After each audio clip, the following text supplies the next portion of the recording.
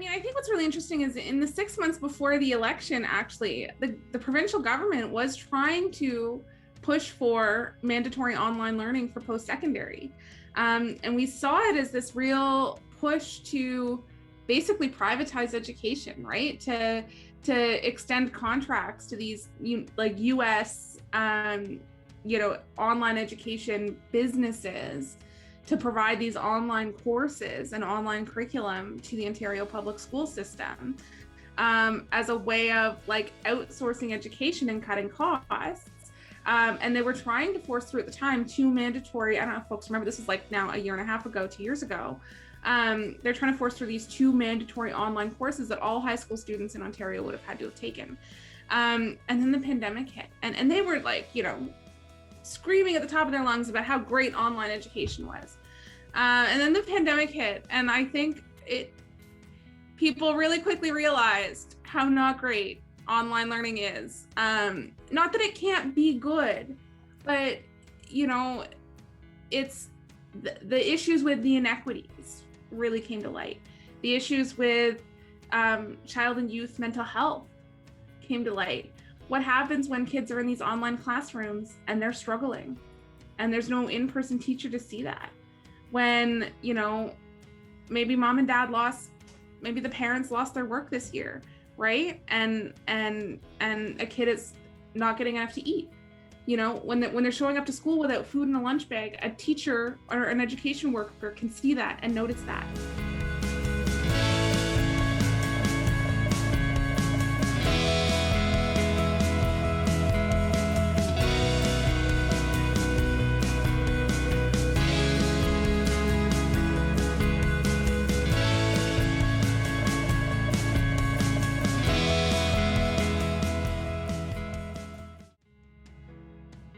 Hi, my name is Saima. I'm currently going to grade 12 and I live in Regent Park. I involve in a lot of work with the community. I have 5 kids at home. They're all in a different age. I love doing volunteer works in the community and getting to know my community, and then to do a lot of changes in my community in a positive way. My name is Daiem. I am a Regent Park resident, have been for my whole life. And right now I am a second-year student at the University of Ottawa for history.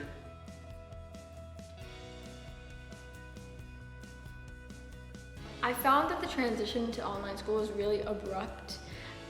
I don't think the TDSB had a solid plan, which was obviously expected because COVID itself was really abrupt, but also the fact that I thankfully had technology at home and a good internet access. However, like in my family, not every single person has a laptop. So that was kind of hard, especially at home, because everyone has different situations at home. And like navigating that at times was really hard because you also have responsibilities at home. So yeah. Well, I have to cut down all the things that I have to do, like, planning to go back to work or doing most of the volunteer works. And I did do it, but I still have to sort of like cut down most of my stuff because they need help, because my kids are from like senior kindergartens to grade 11. Of course the older kid can manage it, but the other kids, we have to help them out no matter what. They'll be sometimes we think they're in the online class, but they're not. They're just be opening another app. They're very smart. They know how to use softwares. So they'll be doing something else. So you have to do the supervising. At the same time, you have to get their snacks ready or the lunch ready. You have to manage all the things. And then at the same time, you have another 2 and 3 years old in the house, and you make sure he's being quiet when they're online. It's hard because I think it was also necessary. I think it was the right decision to have online education. I think one thing they could have done to make it better actually was if they just made the professors all just do one course, one program, like program as in software. Like some professors would make us use some other like software, and they would like turn off chat so you couldn't ask questions, and it was just like not a good system. But Zoom was great. No, it wasn't. No one loves using Zoom, but we all do it anyways. Also, asynchronous classes shouldn't really be a thing. I think an asynchronous class is is a class where the teacher will like pre-record the lectures and then just post it. Rather than have live sessions, they'll just take that session where they would be in class and just have that as like an open Q&A for anyone that wants to show up, which you don't have to at all. That should be cut.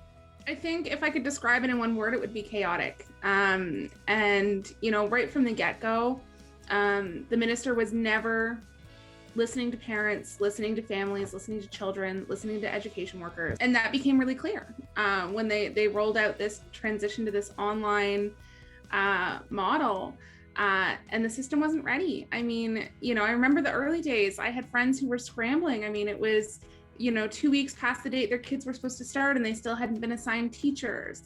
You know, and then meanwhile, the boards were laying off teachers. You know, they couldn't seem to strike the right organization to get teachers into the right spots. And it was kids that were left hanging. And then education workers weren't necessarily supported, I don't think, to transition to online learning. We're scrambling to put together lesson plans. Some of them were being moved to grades that they had no materials prepared for. You know, there was nothing about the transition that was good. And then as it went on, I think the problems that started to surface, what became really clear to me was, you know, the extreme inequities in the online model that we saw.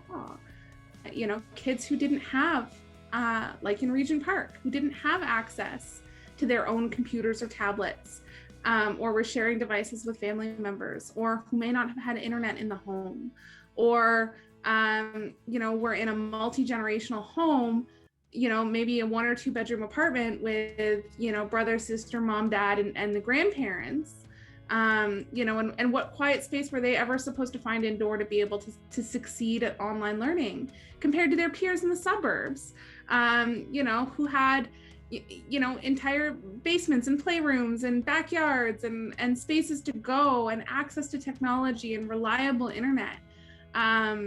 And, you know, I think our communities in areas like Regent Park, St. Jamestown, Moss Park, I think the kids in those neighborhoods suffered and struggled with the online model in a different way than kids in different socioeconomic brackets did.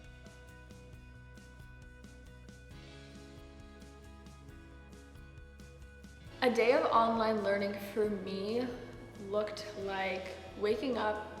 Well, it depends. So some days I would wake up like 2 minutes before class started.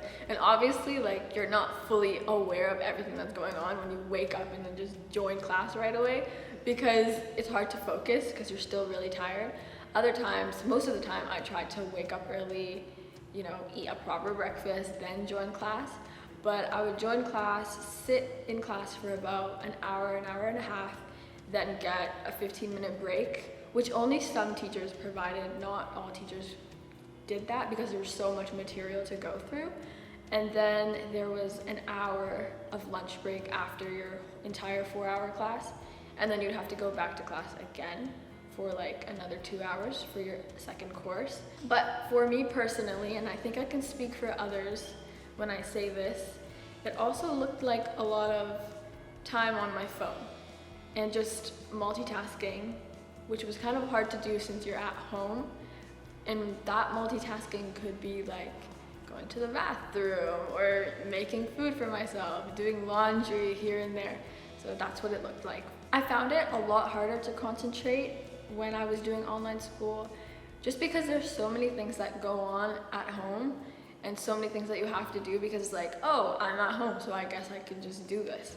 So it was really hard to just focus on one thing, especially when the coursework didn't seem that important in the moment, but yeah.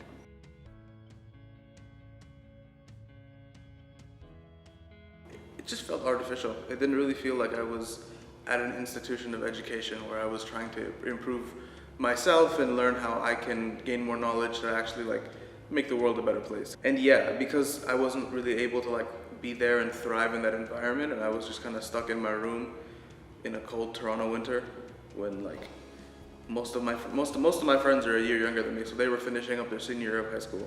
And also this is a pandemic, right? So there would be long periods of time when I would actually quarantine, because this was right when the second wave was going crazy. So there were long periods of time where I was just in my room, and I was expected to use that as my leisure place, and my education place, and my workplace, and my sleep place. It just doesn't really work. I'm at my best academically when I can really engage with the material even outside of the classroom, think about it, talk to people about it, ask real-time questions with my teacher. But when I did my first year at University of Ottawa online, it was just not that, because if I had a discussion question, maybe I was a little hesitant to type a comment, and then I couldn't if I have a very simple oh, is it this, and then this question, that's not really worth an email, or that's not really worth the hassle that is writing an email. Yeah, I think that's the big thing with it for me. Just the lack of togetherness, because I feel like learning together with other people is way more fun than just learning on your own. The only time I can ever learn on my own online is when it's something I'm really passionate about. I don't have a passion for logging into Zooms and stuff like that. That extra stuff acted as a barrier for me personally. To learn how the system was working, the apps, and getting to learn how the homework system is going through. It took me a while. When the first pandemic coming, I did not even send my kids to the online because I didn't know how to log in, and it was a challenge. Even though I know the technology, was just totally difficult, and plus we didn't have a device at home. But as soon as we got that device, yes, I managed to do it, and my kids were very intelligent. How they learned so fast as well.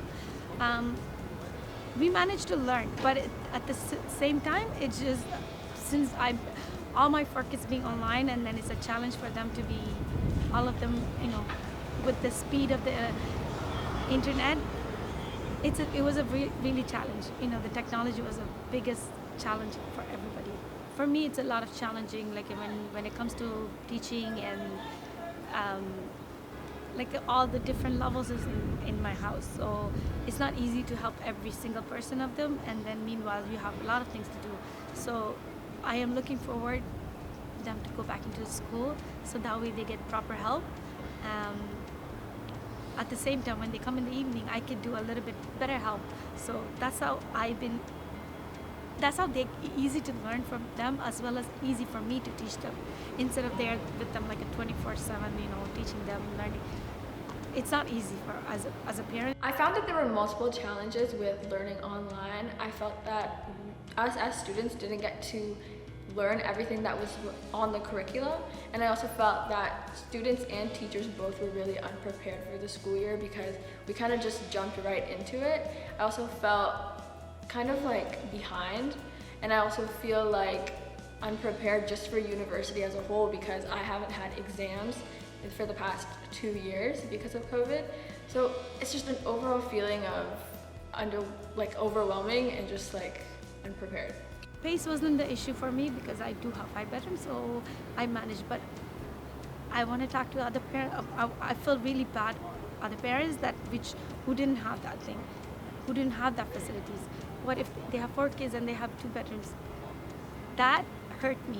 I know how hard it is for me with the 5 bedroom, and then imagine the people that it's not fair to them. What I would say is I think we saw the school boards themselves try and step up a little bit and wrap some supports around the most vulnerable kids as best as they could with the resources that they had. But the school boards are facing immense financial pressures themselves, and are having to make really difficult decisions to come up with that money because the province just isn't flowing it. And they're digging into their reserves to do things like making sure kids without access to devices have access to devices or access to internet. So we know that those pieces are happening in little, in small ways, but no thanks to the provincial government. That's, really the school board stepping up and doing that work that they're not necessarily being adequately resourced to do. Which now we're going to have to deal with, right? Because now we're going to have school boards that are going to have, cash flow issues, or are going to have tapped out their reserves and their emergency funds. And, if something goes wrong again, before they're able to rebuild that, those resources, our school boards could be in a lot of trouble.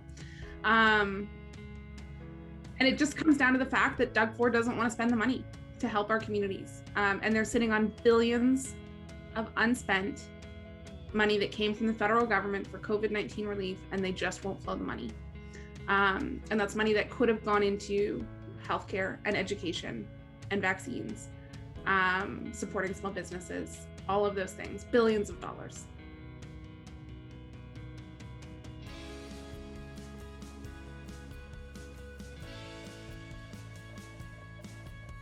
Experiencing online school affected me academically, obviously, because I felt like I kind of like cheated my way through. I felt like it was the easy way out. I got the best grades that I've ever gotten, which I'm really grateful for, but I feel like I wasn't as challenged as I normally would have been. And the teachers were very sympathetic and very generous, which is amazing because I don't think I could have handled it being really hard, but at the same time, I feel like I didn't reach my full potential. And also, it also affected me personally because school is where I see my friends on the daily, and not being able to do that because of lockdown and also because like I wasn't going to school really affected my mental health. But you know, we move. I have a senior kindergarten which you have to be there in order for them to, you know, sort of focus. You know, they're not moving away from the camera and stuff like that. So the grade 2, he's like always a playful person. He doesn't like to sit in one spot, so you make sure you sit in the one spot and think. And I have a grade 5, which is a tricky one. He likes to be in the classroom, but then again, at the same time, you'd be like going into a different app, playing Minecraft or Roblox, I don't know, anything. And I was like, okay, you have to keep on reminding, no, go back to your class. So it's too much screen time too, I see a difference in their behaviors, it's a lot. Because what happened is, like, you know, when you're taking them off the device and their behavior changes, they don't want that to give it away.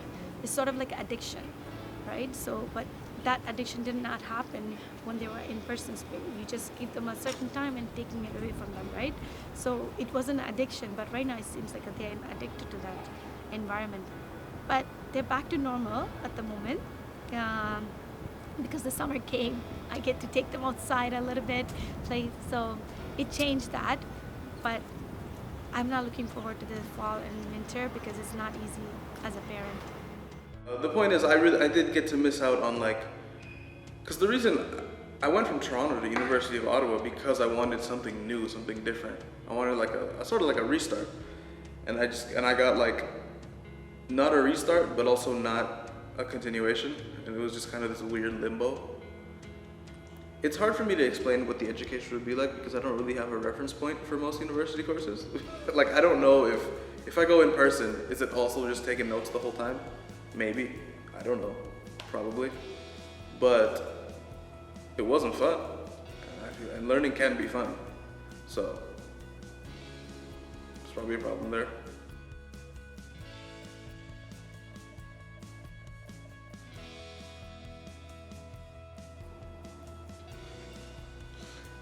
Let me think about that one. I think one positive thing that came out of doing online school was actually being able to spend more time with my family and being at home, because school does take out like 6-7 hours of my day, including commute. So that was really nice that I was actually able to stay home for a bit. And an improvement that can be made with online school is definitely the scheduling. When I was in online school, we had 2 periods. And we had to do 2 courses for 2 months, so it was basically like summer school, but twice the amount of workload. So I think definitely like the scheduling can change and the distribution of the courses could be different, but also like the day-to-day schedule, because we would wake up and do 4 hours of one class, and I feel like that's something that happens in university, and it was a very big jump for high school students. So I think that could be a change. Depends on who's teaching and which method they're doing it, right? I know where my the boy in grade 2, he actually enjoy it most of the time, and yet you do get boring, but he do more.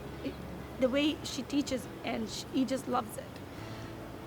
But anybody else, you know, they just don't like to sit in front of the camera. They just wanted to fool around, and they're not even listening to them. It's focusing is like a tough one. I met a few people I made some friends, which is cool. But it was like purely through like chance. It was like we get put in the same group that meets every week, like that type of stuff. What I can say is what we're going to be fighting for as opposition as New Democrats. And that's going to be, really clear. Smaller class sizes and fixing our schools and better resourcing our education system overall. These are the things that we know we're going to need for a return to school to be safe. We know that, children under 12 are still not able to get vaccinated. So, having 30 to 40 kids in a kindergarten class is not going to work. And I don't know what we need to do to convince this conservative government that cramming 30 kids in a classroom that has poor ventilation in a school that has a capital repair backlog of millions and millions of dollars and hasn't had their HVAC looked at in 20 years is a bad idea. Like, I don't know what we need to do to convince them that that's a bad idea. We need smaller class sizes. We need the ventilation in the schools repaired. This didn't happen overnight. I mean, our schools have been crumbling for years. In some cases, in some of our schools here in Toronto Centre, the capital repair backlog is more expensive than it would be to tear down and replace the entire school. Right? So there's a percentage, right? So and some, if it's at 100% or higher, it means it's literally cheaper to build a new school. And there are several schools in our area that are over that 100% threshold of capital repair backlog. This is the education deficit that we're dealing with that didn't just happen in the last 3 years under the Conservative government. It was the 15 years before that under the Liberals and the years before that under Mike Harris. You can't just neglect your entire education system for decades and then, expect it to be able to survive any sort of pressure from a crisis like a pandemic. So we're going to be fighting for things like smaller class sizes and getting the schools fixed, which is something that we needed regardless of the pandemic. And it's just such common sense. I really struggle to understand why, the Conservatives in the House can't seem to get with the program and understand just how simple of a solution this is. Okay, pandemic, we understood. We all want to be safe and we wanted to be alive. That's the main thing, right?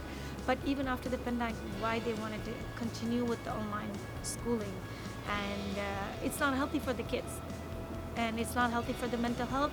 At the same time, it's not healthy for their body weight, or if they don't get activities, and they're just sitting in right in front of the camera. They're not active. Meanwhile, you're in school, you'll be going to sharpen your pencil, or you'll be going interacting with another kids. But that's not happening with the online thing, right? So it's like, I don't understand why are they approving that. Yes, I know they want to move it. I'm like, you telling us it's bad for you being in the computer, kids not supposed to screen time for more than 2 hours, and you making them to do that. It's just not linking to me. It's possible to do well, but not with underlying structural inequity issues. And if you can't fix those things first, there's going to be kids that will not be able to succeed at online learning. And if it doesn't work for everyone, it doesn't work for anyone. And so, I think first and foremost, we're going to put that equity lens on online learning first. And if there's a way to do it that's equitable, I think that's a conversation worth having. But, from my perspective, that equity piece has to come first and center. Education is too important to penny pinch. Our kids' futures are too important to penny pinch. You cannot balance your deficit, and you cannot balance your books on the backs of the children of this province. I think we were able to make a few small wins there, but then obviously we were thrown into the pandemic and every single target we were fighting towards kind of shifted. But, that organizing work now more than ever has never been more important. So I think if folks are, have a fire lit around education issues, connect with your education workers. If you're an education worker, connect with your union, call my office. There's always stuff going on if you want to get, involved in the fight and the pushback against Ford. It's when we organize together as a community that we're going to be successful. It was definitely not the same thing, and I don't feel like it was worth full price. Should have gotten a discount. COVID discount. But hey man, that's just the way it is. Make sure to like, comment, and subscribe. And if you do subscribe, make sure to hit that notification bell so you never miss out on any of our content. And if you like more of us, make sure to visit our website or follow us on our social media platforms.